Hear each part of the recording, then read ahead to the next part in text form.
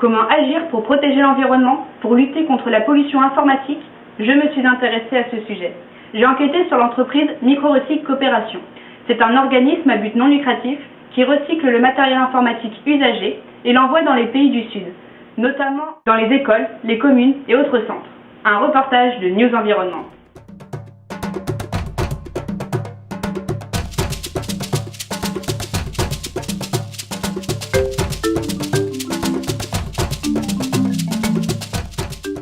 Sur quels aspects intervient Microrecycle Coopération? Microrecycle intervient en fait sur trois aspects. Le premier, c'est l'environnement. En récupérant et en réutilisant le matériel informatique, cela lui donne une seconde vie.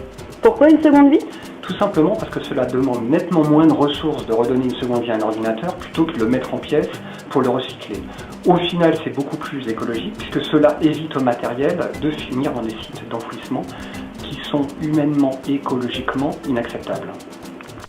Deuxième aspect, en fait, c'est la coopération internationale. L'objectif, c'est de récupérer des ordinateurs pour les remettre à niveau et les envoyer dans les communautés du Sud. Ça peut être par exemple l'Afrique du Sud, mais aussi Cuba, Haïti. L'idée dans tout ça, c'est de permettre à ces communautés une mise à jour avec la technologie et surtout de réduire la fracture numérique entre le Nord et le Sud. Pour se donner une idée, rien qu'au Niger, il y a un ordinateur pour 1500 habitants. Il y a même des écoles en Afrique où l'on étudie l'informatique et où il n'y a même pas d'ordinateur. Donc le troisième aspect, c'est le social. En local, ici au Québec, on fait de la réinsertion professionnelle en accueillant des stagiaires qui peuvent apprendre à réparer des ordinateurs. De plus, on permet également aussi à des immigrants d'avoir une première expérience sur le marché du travail. Et enfin, pour finir, on propose aussi des stages à l'international. Chaque année, Microrecycle Coopération reçoit plus de 1000 ordinateurs de la part de 600 généreux donateurs. Comment procède Microrecycle lorsqu'on apporte du matériel informatique? Alors, lorsqu'on nous apporte par exemple un ordinateur et qu'il arrive dans nos locaux, on fait une évaluation technique. Ensuite, on remet un reçu d'impôt au donateur, puisqu'on est un organisme accrédité de bienfaisance. Après, ce qui se passe, c'est qu'on effectue une vérification technique de l'ensemble du matériel qui est réalisé par nos techniciens, qui s'assurent que tout fonctionne.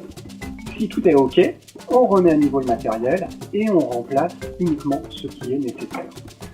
Depuis 2003, l'organisme a envoyé plus de 8500 ordinateurs dans 430 institutions publiques comme les écoles, communes et centres de santé dans 7 pays du Sud. À part l'envoi de matériel, effectuez-vous d'autres actions? Nous assurons également l'installation sur place et surtout la formation des utilisateurs. L'objectif, c'est de favoriser l'autonomisation des populations avec les technologies de l'information.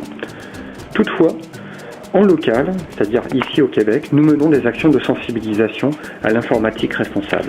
En fait, l'illettrisme du XXIe siècle, c'est de ne pas savoir utiliser un ordinateur. C'est exactement ça. C'est pourquoi il est impératif que les actions de Microrecycle soient vraiment développées. Pour ces raisons, il est essentiel de sensibiliser en local, mais aussi d'agir en global. Tout ça en encourageant la prise de conscience individuelle et collective. Microrecycle Coopération récupère les PC et les Macintosh, ainsi qu'une multitude de matériel informatique. Protégez votre environnement, aidez les populations voisines, emmenez votre ordinateur chez Microrecycle Coopération.